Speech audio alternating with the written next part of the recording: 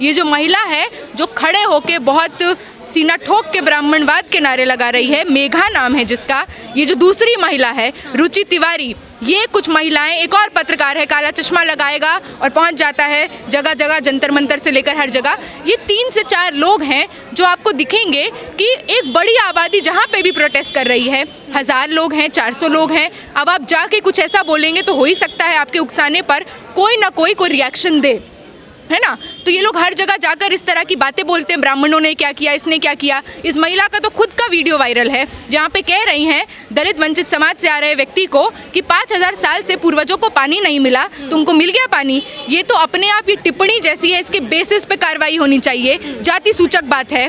लगातार हम देखते हैं ये जो महिला है जो खड़े होकर नारा लगा रही है वो इतना इस्लामोफोबिक बात करती है, वो इतना बात करती है। उसका एक वीडियो हमने देखा जहाँ पे वो कह रही है वर्ण प्रथा जारी रहनी चाहिए। तो ये बिल्कुल ऑपरेट किया जा रहा है ऊपर से और ये साजिश ही है। उस दिन भी यही हुआ। पहले इनके साथ के 3-4 गुंडे जो आए, जो खुद को कभी पत्रकार बताते हैं, कभी स्टूडेंट बताते हैं, इन्होंने हमारी सभा को डिस्टर्ब करने की कोशिश की। जब इनकी असफल हो गया है ना, इनका जो कोशिश था असफल हो गया, तो इन्होंने क्या किया कि इस महिला को भेजा। ये महिला एक पत्रकार जो बामसेफ न्यूज़ में काम करते हैं, उनको दबोचा, उनको पकड़ा, उनका फ़ोन छीन लिया, उनको साइड में हेकल कर रही थी, थ्रैश कर रही थी और लगातार खुद के मुंह से कह रही है कि छेड़ मत। इसके साथ जो गुंडे हैं उस सभा में आए तमाम लोगों को उंगली दिखा कर जाति सूचक शब्द बोल रहे हैं। मैं वहाँ पहुँचती हूँ और मैं बस उनसे नवीन का फ़ोन लेने की कोशिश करती हूँ। फ़ोन लेते लेते वो मुझे मुंह से पकड़ती हैं, गिरा देती हैं, ये सारी चीज़ें आप जानते हैं। मैं कुछ सेकंड्स तक अनकॉन्शियस हूँ, उठती हूँ और देखती हूँ कि इतना चकाचौंध है हमारे कैंपस में। जब कोई पब्लिक मीटिंग होता है, जब कोई राजनीतिक सवाल पर पीसफुल डेमोक्रेटिक तरीके से गैदरिंग होती है, हमारे कैंपस को छावनी बना दिया जाता है। और वो छावनी उस दिन भी बनाया गया। सीआरपीएफ है, पुलिस है, गार्ड्स है, जितने लोग इकट्ठा होकर सभा कर रहे हैं उनसे 3 गुना ज़्यादा आबादी में है, लेकिन कोई भी कुछ नहीं करता। ये महिला अपने गुंडों को लेकर भागने लगती है तो हम में से 3-4 महिलाएं पीछा करती हैं। एक दूसरा वीडियो जो चल रहा है जिसमें हमने इसको पकड़ा हुआ है, कहा जा रहा है कान में रेप थ्रेट्स दिए गए, नंगा परेड कराएंगे, ऐसी शर्मजनक बातें, इतनी प्रॉब्लमैटिक बातें बोली जा रही हैं जिसका कोई एविडेंस नहीं है। इस बात का भी एविडेंस है कि इसने वायलेंस किया, गिराया। इस बात का भी एविडेंस है कि किस तरह से इसके सपोर्ट में, जब मैं एफआईआर कराने गई मॉरिस नगर थाने, इसके सपोर्ट में आई उन्मादी भीड़ ने, इसके बुलाए हुए गुंडों ने, जो हमारे यूनिवर्सिटी के भी कुछ स्टूडेंट्स हैं और एक बहुत बड़ी आबादी आउटसाइडर्स की थी, वो लोग आकर लिटरली देश में, राजधानी में, वहाँ के पुलिस स्टेशन के अंदर मुझे और मेरे साथियों को रेप थ्रेट्स देते हैं, बताते हैं, विवरण करते हैं किस कदर मेरा रेप करेंगे। वहाँ पे दोनों तरफ कांच के शीशे हैं। उस कमरे में जहाँ पे हम भाग के जाते हैं, उस शीशे पे ये लोग बैंगिंग, थंपिंग करते हैं, ल्यूइड जेस्चर्स बनाते हैं बाहर से। लगातार मेरी माँ, मेरी बहन को मतलब रेप करेंगे से लेकर माँ बहन की गालियाँ दी जा रही है। अंदर 2 से 3 ऐसे यूट्यूबर्स घुस जाते हैं, मेरे मुंह पे आकर वहाँ से लाइव टेलीकास्ट करते हैं, सीना ठोक कर कि देखो देखो यूजीसी प्रोटेस्ट कर रही लड़की को सबक सिखा दिया गया, अब बन नेता, अब बन नेता, है ना। वहाँ पे खुलेआम रिकॉर्डिंग पे दिखता है कि वो कहते हैं कपड़ा उतारो इसका। और पुलिस, सीसीटीवी कैमरा है, पुलिस स्टेशन है, पुलिस की मौजूदगी है और कुछ भी नहीं होता है, कुछ भी नहीं होता है। हम लोग प्रोटेस्ट करते हैं, डिटेंशन वैन आ जाती है तुरंत। हम लोग प्रोटेस्ट करते हैं, मतलब इस देश में तो सामाजिक न्याय हो, फीस वृद्धि के खिलाफ आंदोलन हो, वाटर कैनन चल जाते हैं। बेरोजगारी के खिलाफ, पेपर लीक के खिलाफ की लड़ाई में वाटर कैनन चल जाते हैं, लाठीचार्ज हो जाता है।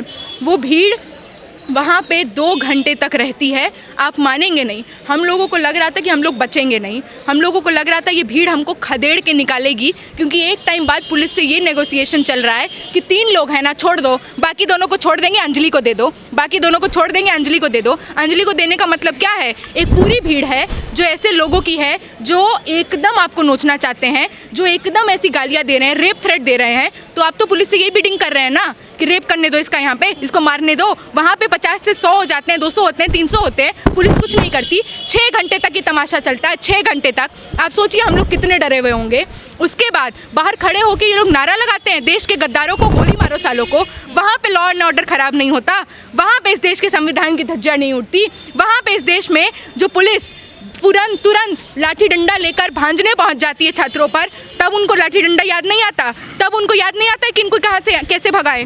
लगातार भीड़ बढ़ती जाती है, उग्र होती जाती है, कुछ नहीं होता मैडम, कुछ भी नहीं होता। और आज भी जो हम देखते हैं कि नैरेटिव पहले 24 घंटे में जो एक तरफा जहर की तरह फैलता है, मुझे पूरे समाज में, पूरे देश में विलन की तरह पोर्ट्रे कर दिया जाता है कि मैंने तो जैसे कितना बड़ा अन्याय कर दिया यूजीसी के समर्थन में प्रोटेस्ट में जाकर। ये उसी की बौखलाहट है, क्योंकि कौन सा प्रूफ है आपके पास कि मैंने कोई हिंसा की हो, मैंने कोई थ्रेट दिया हो? हमारे तो लगातार प्रूफ हैं, हमारे पास वीडियो है, फोटोज हैं। तरह से नेशनल मीडिया ने इस पूरे मुद्दे को कवर किया है और एक तरफा एक ही सूची में रुचि तिवारी की जो इंटरव्यूज वायरल किए गए हैं, मीडिया के रवैये पर आप क्या कहना चाहेंगे? क्योंकि दिग्गज पत्रकार चित्रा त्रिपाठी, नाम लेने में कोई गुरेज नहीं है, वो कूद जाती है समर्थन में। वो ये कहती है कि अगर इसकी जगह कोई और जाति या धर्म होता तो फिर छातियाँ पीटी जाती।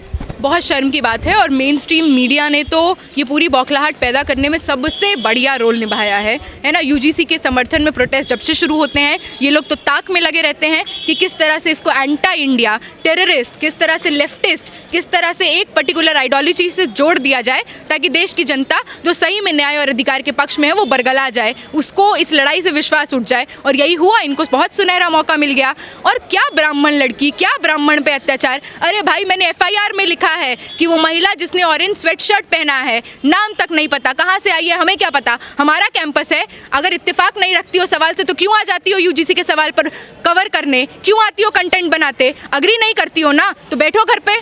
तो लगातार इस तरह का जो नैरेटिव पेडल किया जा रहा है, ये एक तरफा झूठ है, और ये झूठ इसलिए परोसा जा रहा है क्योंकि ये बौखलाहट इसकी है। 19 मार्च को वर्डिक्ट आने वाला है। क्या देश के वंचित, देश के शोषित SC ST OBC अपना हक ले लेंगे? उनको हक देना पड़ जाएगा क्या दबाव में? तो इसीलिए भ्रमित करते रहिए, प्रोपेगेंडा फैलाते रहिए। बिल्कुल खुलेआम ऐलान कर रहे हैं, वो तो इस बात को खुद स्वीकार कर ले रहे हैं कि DU में हमने आज़ादी दे दी, अब JNU की बारी है ना।